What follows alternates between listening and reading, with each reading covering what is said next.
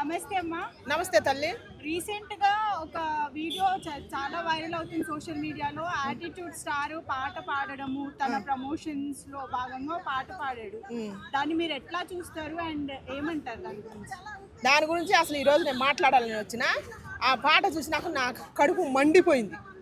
వాళ్ళ నాన్నగారు ప్రభాకర్ గారు ఆయన సీరియల్ తీసినప్పుడు కానీ ఏమి చేసినా ఏం ప్రోగ్రామ్ చూసినా నేను చూసిన 20 ఏళ్ళ నుంచి చూసిన నేను. ఆయన అప్పుడు ఆ రోజుల్లో వాళ్ళ నాన్న ప్రభాకర్ గారిని బుల్లితెర మెగాస్టార్ అనేది అంత పేరు వచ్చింది. అంత పేరు తల్లిదండ్రులు సంపాదించినాక ఈ సెలబ్రిటీ కొడుకులకి ఏమన్నా మైండ్ పోద్దా లేకపోతే మర్యాద తగ్గిపోద్దా తెలియదు. కానీ కష్టపడి సినిమా తీసిను పేరు తెచ్చుకోవాలా. నీ తల్లిదండ్రులు సంపాదించి నీకు ఇచ్చినందుకు నువ్వు కష్టపడి సినిమా తీసినందుకు పేరు తెచ్చుకోవాలి. కానీ ఏం పాట పాడినవు నానా చంద్రహాసన్? నువ్వు వాడిన పాట శ్రీజాతి అమ్మగా ఉన్న ప్రతి తల్లి సిగ్గుతో తలదించుకోవాలి.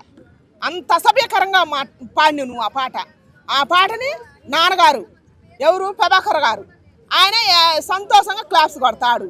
ఆయన కూడా ఒక ముక్క పాడతాడు. ఏమన్నా కొద్దిగా ఇంగితగానే ఉందా మర్యాద ఉందా మానవత్వం ఉందా? అమ్మ జాతి ప్రతి తల్లి సిగ్గుతో తలదించుకోవాల్సిన రోజు వచ్చిందనమాట. ఈరోజు మీరు అంత అసభ్యకరంగా పాడినవు నాన్న. నువ్వు ఏం పాట నేర్చుకున్నావు నాన్న? కష్టపడి పేరు సంపాదించుకోవాలి సినిమాలు తీసేటప్పుడు. ఇట్టాడి సినిమాలు తీయటం ఇట్ట మాట్లాడతాం నోటికి వచ్చినట్టు, కొద్ది సెలబ్రిటీ కాగానే నోటికి వచ్చినట్టు మాట్లాడతాం. సినిమాలు ఆడకపోతే ప్రజలను దానివల్ల కూడా నిందియటం. నేను వెనకట ఒక సినిమా వచ్చింది, ఎవరు మన విజయశాంతి గారు. అప్పుడు ఆ రోజుల్లో లేడీల్లో super star heroine super star కింద పెట్టాను రావని విజయశాంతి గారిని. విజయశాంతి గారు ప్రతిఘటన సినిమా తీసింది ఒకటి. దాంట్లో ఆమె టీచర్ జాబ్ చేస్తుంటే ఆమెను అల్లరి చేస్తే దాంట్లో ఒక పాట ఉంది, లేడీస్ గురించి ఒక పాట ఉంది. నీకు ఆ ముక్కలు నీకు అర్థం కాకపోతే, తల్లి గురించి నీకు అర్థం కాకపోతే, ఆ పాటల గురించి నీకు అర్థం కాకపోతే నేను చెబుతా, సిగ్గుతో తలదించుకొని నువ్వు సారీ చెప్పాలా. అమ్మ జాతికి నువ్వు సారీ చెప్పాలా మోకాలు మోకరించి. నేను ఖచ్చితంగా మాట్లాడుతున్నా. నువ్వు సారీ చెప్పింది నాకు నానా, నేను మాత్రం ఈ పోరాటం ఆపను. ఎంతవరకైనా దేశబాత. ఏం మాట్లాడి నాన్న? అమ్మంటే ఏమనుకుంటాను నువ్వు? అమ్మ చరిత్ర అమ్మంటే ఆ రోజు ఆ తల్లి విజయశాంతి ఆ సినిమాలో ఆ విజయశాంతిని అవమానించినందుకు అప్పుడు రాసిన పాటలు ఇప్పటికి కూడా వింటున్నాం ఒక్కొక్కళ్ళం. ఇప్పుడు పాటలు వింటుంటే సిగ్గుతో తలదించుకోవాల్సి వస్తుంది. మీ పాటలు మీరు మీ సినిమాలు అందుకే 10 రోజులు కూడా ఆడతలేదు. 10 రోజులు కూడా ఆడకుండా పాటలు కోట్లు పెట్టినా కూడా మానవత్వం మర్చిపోతాను. మానవత్వం మర్చిపోయి మీ ఇచ్చలవిడితనానికి, మీ కోరికలకి, మీ సొంత ఆలోచనల్ని సమాజం మీదకి తీసుకొచ్చి భ్రష్టు పట్టిస్తాను. ఏం మాట్లాడుతాను నువ్వు? ఆ పాటలో ఏమి నువ్వు ఉపయోగించినవు? 2 పదాలు ఏం ఉపయోగించినవు? అసలు అది అనే ఓడి కూడా కాదు, సిగ్గుతో చచ్చిపోయే మాట అన్నమాట. అంత అసభ్యకరంగా బాడి నువ్వు ఎట్ట బాడిను? అప్పుడు శ్రీజాతిని అవమానించినందుకు మన విజయశాంతి గారు ఏం పాడింది? అది మర్మస్థానం కాదు నీ జన్మస్థానం రా అని అడిగింది. స్త్రీ జాతిని అవమానించినందుకు ఆ పాటలో. నాకు పాట పాడరాదు కానీ 4 ముక్కలు చెబుతా. మర్మస్థానం కాదు, అది నీ జన్మస్థానం, మానవతికి మోక్షం ఇచ్చే పుణ్యక్షేత్రం అని పాడింది. అట్టాటి చరిత్ర ఉంది. తల్లి పాటని అవమానం చేసే ప్రతి సన్నాసికి నేను చెబుతున్నా, అమ్మ పాటని ప్రతి పరాయి స్త్రీ అని పాటలు నువ్వు చూసి ఎంజాయ్ చేస్తే అక్కడ నీ తల్లి కాని రావట్లేదా? అక్కడ నీ చెల్లి కాని రావట్లేదా? అక్కడ నీ భార్య కాని రావట్లేదా? ఏం మర్చిపోతారు? ఏమి నేర్చుకుంటున్నారు రా మీరు? తల్లి పాలు తాగి తల్లి రొమ్ములు గుద్దుతున్నారు. సమాజానికి ఏమి నేర్పిస్తున్నారు? వచ్చి అక్కడ కూర్చొని తల్లిదండ్రి ఆ పార్టీని ఎంజాయ్ చేస్తారు. కొద్దిగా సిగ్గుందా అని నేను అడుగుతున్నా. మన శివాజీ గారు ఆ రోజు ఇప్పుకునే దాని గురించి కప్పుకోండమ్మా, స్త్రీ గౌరవాన్ని కాపాడుకోరమ్మా అంటే అప్పుడు ఆ రోజు ఎంతమంది ఎవరు ఉమ్మన కమిషన్ గారు వచ్చి కమిషన్ వేశారు, మహిళా సంఘాలు మాట్లాడారు. అనుసరి గారు ఇవాళ ఎడిపోయింది స్త్రీ హక్కుల గురించి. ఇప్పుడు మాట్లాడవచ్చు కదా. అసభ్యకరమైన పాట పాడాడు మన చంద్రహాసను ఆయన. ఇప్పుడు మాట్లాడవచ్చుగా. ఇప్పుడు వీళ్ళంతా ఎడిపోయినరు. మన సంజయ్ రెడ్డి గారు మాట్లాడితే కేసులు పెట్టారు. స్త్రీ గురించి, స్త్రీ గౌరవం గురించి, స్త్రీ సాంప్రదాయంగా ఉండాలని చెబితే ఆమె మీద కేసు పెట్టారు. మన శివాజీ గురించి, స్త్రీ సాంప్రదాయం గురించి, స్త్రీని ప్రకృతితో పోలితే ఆయన తీసుకొచ్చి ఉమ్మన్ కమిషన్ ముందు పెట్టి సారీ చెప్పించారు. మరి ఇంత అసభ్యకరంగా బాడిన మన చంద్రహాసని ఏం చేయాలి మనం? అమ్మ జాతి, స్త్రీ జాతి అక్కడ అమ్మలందరూ తలదించుకోవాల్సిన పరిస్థితి ఏర్పడదు కదా. అంత అసభ్యకరంగా పాడతావు. 5 ఏళ్ళ తన్నం తింటలేనా నువ్వు? ఒక అమ్మకు పుట్టిన కొడుకువేగా నువ్వు? ఒక సీనియర్ జర్నలిస్ట్ కూడా రెస్పాండ్ అయ్యాడమ్మా దీనిపైన, రియాక్ట్ అయ్యాడు. అంటే దీని గురించి మాట్లాడుతుంటే ఆయన ప్రత్యేకంగా చంద్రహాసన్ తన పైన వీడియో చేశాడు. నువ్వు నాకు 24 గంటల్లో సారీ చెప్పకపోతే నా లాయర్స్ వచ్చి మాట్లాడతారు అన్నట్టు మాట్లాడాడు. తను క్వశ్చన్ చేశాడు, ఏంటి ఈ సాంగ్ అసలు ఎక్కడికి వెళ్తుంది సమాజం అన్నట్టు మాట్లాడాడు. దానికి ఆ సీనియర్ జర్నలిస్ట్ పైన కేసు పెడతాను అని కూడా అన్నారు. దానిపై ఏంటికి అది తప్పు అని మాట్లాడినందుక ఆ సినిమా ఆయన కాదు ఇప్పుడు నేను అంటున్నా. ఆ సినిమా తీసిన డైరెక్టర్ కానీ ప్రొడ్యూసర్ కానీ మ్యూజిక్ చేసిన వాళ్ళు కానీ పాటకి ఆ మ్యూజిక్ అందించిన వాళ్ళు కానీ అక్కడున్న మొత్తం ఎంకరేజ్మెంట్ చేసిన ప్రతి వాళ్ళు గెస్ట్లు కూడా వచ్చి అక్కడ కూర్చున్నారు, ఎంజాయ్ చేసినారు. అక్కడ మీ స్త్రీలు కాని రావట్లేదా, అక్కడ మీ అమ్మలు కాని రావట్లేదు నేను అడుగుతున్నా. ఆయన కాదు పెట్టమని కేసు ఇప్పుడు ఆయన. Next question. అయితే ఆయన జర్నలిస్ట్ అన్నాడు కూడా, అంటే ఆయన మాట్లాడిన మాటలకి జర్నలిస్ట్ అన్నాడు ఏంటంటే, నేను ఇప్పుడు ఇంటికి ఇక్కడ ఆఫీస్ నుంచి బయటకు వెళ్ళే లోపు నాకు ఏదైనా నా కాల్జారి కింద పడ్డా కూడా నీ పైనే కేసు పెడతానని ఆయన పైన మాదాపూర్లో కేసు పెట్టారు చంద్రహాసన్ పైన. అవును అవును చంద్రహాసన్ నాన్న, అసలు నువ్వు మాట్లాడిందే నువ్వు పాడిందే తప్పుడు పాట పాడినావు. నేర్చుకో, కాకపోతే నీకు ఆసక్తి ఉంటే కష్టపడి మంచి నేర్చుకో సమాజానికి అంది. నువ్వు ఒక నటుడిగా వస్తున్నావు, ఒక హీరోగా వస్తున్నావు. మీ నాన్నగారు కష్టపడి నీకు డబ్బులు ఖర్చు పెట్టి నిన్ను ఒక హీరోగా తీసుకురావాలని చూసినప్పుడు నువ్వు కూడా కష్టపడాలి. కానీ సభ్య సమాజం తలదించుకునే విధంగా 2 రాష్ట్రాల ప్రజలు యావత్తు ప్రపంచం ఆడజాతి అవమానంగా ఉండేటట్టు మాట్లాడతావు. నువ్వు ఏం మాట్లాడినావు, ఏం పాడినావు నువ్వు ఆ పాటలో? అక్కడ ఏం పాడినావు? అక్కడ అమ్మ కూడా తలదించుకోదా? మన మలిజా గారు ఆమె తలదించుకోదా? ఆయన కాదు అడిగేది, నేను అడుగుతున్నా. అమ్మ జాతి ఉండ ప్రతి వాళ్ళని తలదించుకోమా? నువ్వు అక్కడి నుంచేగా పుట్టింది. తల్లి అంగాన్ని పెట్టి నువ్వు పాట పాడతావు, దాని మీద వచ్చే డబ్బులు తిని నువ్వు పెద్దగాపోతే ఏం పోయిందిరా అని నేను అడుగుతున్నా. ఏం పుట్టిందిరా మీకని నేను అడుగుతున్నా. మీకు మానవత్వం మర్చిపోయిందా? మీకు విలువలు లేవా అని నేను అడుగుతున్నా. దీనికి సమాధానం ఏందో చంద్రహాసన్ చెప్పాలా. కాళ్ళు మొఖాలు దండేసి నా భూదేవికి మొఖాలు దండేసి స్త్రీజాతికి మొత్తానికి సమర్పణ చెప్పాలని నేను అంటున్నా. జర్నలిస్ట్ కాదు. ఆయన మంచి క్వశ్చనేగా వేసింది. మరి అవును, చుట్టుండ వాళ్ళకి మొత్తానికి లేడీస్ లేరా?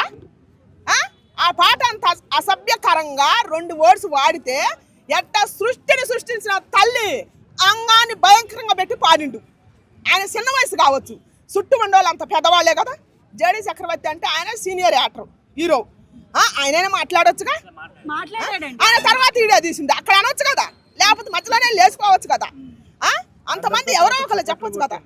సపట్లు కొట్టింది కదా. సాటుకు పోయి నువ్వు నేను అది అనకుండా ఉండాల్సింది, నేను అక్కడ లేకుండా ఉండాల్సింది అంటే అది ఎంతవరకు కడట్టు? ఇప్పుడు మన శివాజీ గారు ఆయన రియల్ హీరో కాదు, రియల్ హీరో.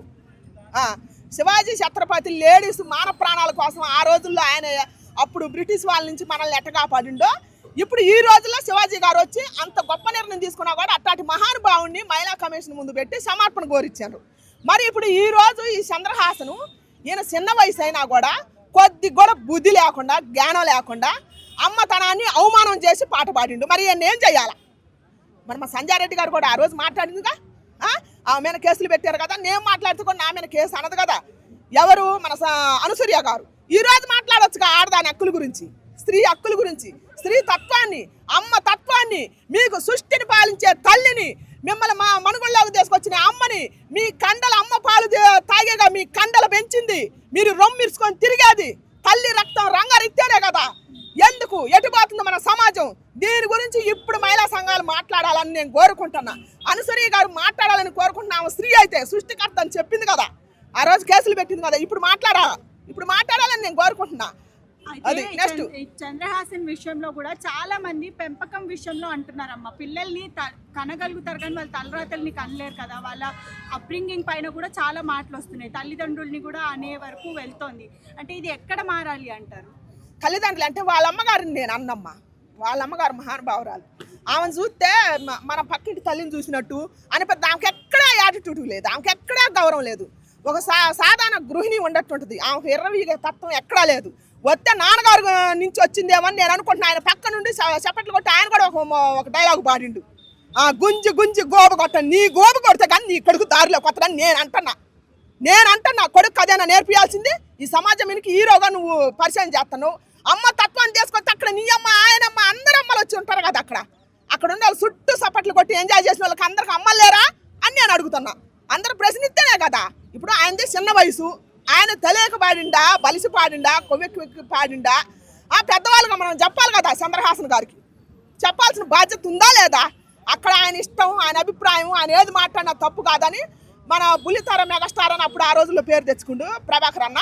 ఇప్పుడు ఎందుకు ఎంకరేజ్మెంట్ చేసిండో సమాధానం చెప్పాలని నేను కోరుకుంటున్నా. జర్నలిస్ట్ని అయితే అన్నాడు కేసులు పెడుతుండే, ఆయనే అపాలజీ చెప్పాలంట.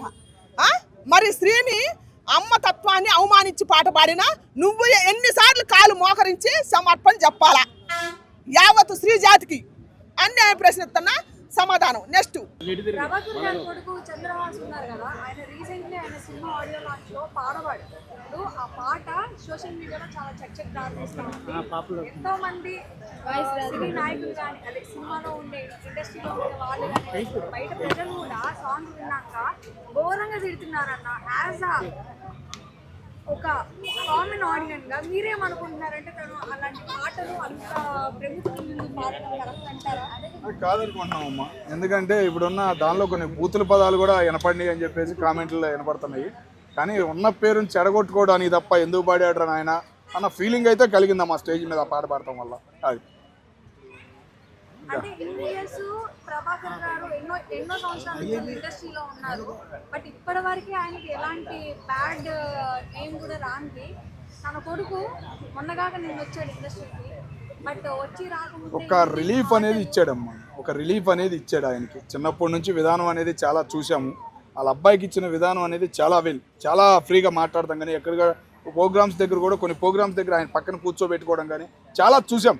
కానీ ఈరోజు ఆయన పరంగా అనకూడదు, ఇక మనం కామన్గా మాట్లాడాలి కాబట్టి చెబుతున్నాం. ఏంటంటే కింద కామెంట్లు చూస్తుంటే మరీ బ్యాడ్ అనిపిస్తుంది. మరి ఆయన కామెంట్లు చూశాడో లేదో తెలియదు. కొద్దిగా రెస్పాన్స్ అయ్యి ఏదో ఒక మాట అయితే బయటకు వచ్చి చెబితే బాగుంటుంది అన్న ఫీలింగ్ కలిగిందమ్మా. ఒక జర్నలిస్ట్ని 24 గంటలలో సారీ చెప్పకపోతే నేను ఎలా చూసుకోవాలో అలా చూసుకొని నేను ఎలా దారిలో దేవాలో అలా సారీ చెప్పించుకుంటా అని చెప్పి ఒక జర్నలిస్ట్ని బెదిరించాడు అన్నట్టు.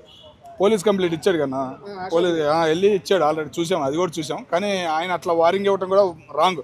ఏంటంటే ఒక చంద్రహాస్ అనేటోడు సాంగ్ రాసుకుంది ఆయనే, సింగర్ ఆయనే, అన్ని ఆయనట. అలా వల్గర్గా ఉంది మొత్తం కంటెంట్, మొత్తం సాంగ్ మొత్తం వల్గర్గా ఉంది.